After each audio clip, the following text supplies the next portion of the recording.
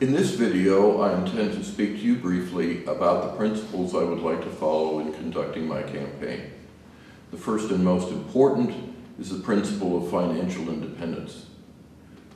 I do not want to ask you for money, and I will go even further as to tell you that I do not want to receive money from anyone, personal, corporate, or anyone else.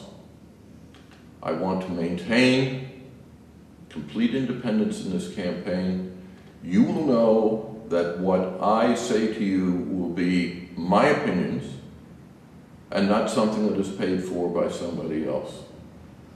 I will accept volunteer assistance if people understand that there is no compensation involved. And I will accept attention from the media to the extent that I might earn it by becoming newsworthy. If I never become newsworthy, so be it, and I don't get anything from the media. I see that as a quid pro quo. I get attention, they deal with public service. The second principle I would espouse is honesty and transparency. I will give my views as I see truth, and I will, at times, perhaps in discussing my views, point out difficulties and shortcomings that may arise if one takes the positions that I take. I'm not trying to hide anything or present a one-sided argument on anything. I want to be as clear and complete as I can in discussing issues. I realize that the predominant nature of media these days is short sound bites. I don't tend to operate that way. And I don't think it's a service to the American people to have someone give slogans and fancy statements without any evidence of clear thought to back them up.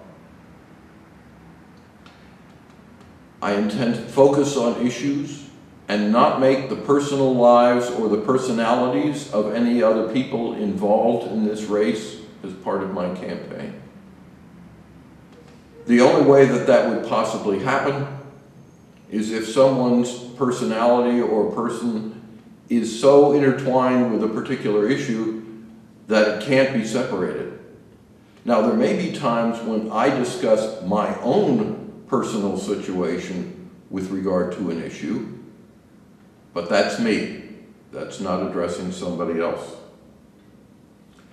I will tell you that I think of issues not just from a perspective of the United States of America, but also from the perspective of how we fit into the global community.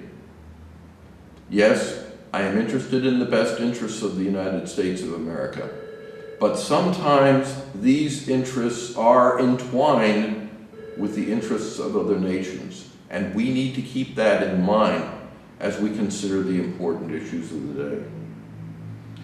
Because of the education and background that I do have an analytic approach to things. Again, I'm not a soundbite person. I try to think of the eventual as well as the immediate consequences of what I am proposing. And finally, I want to represent all of the people, not just a few of the people, not just special interest groups.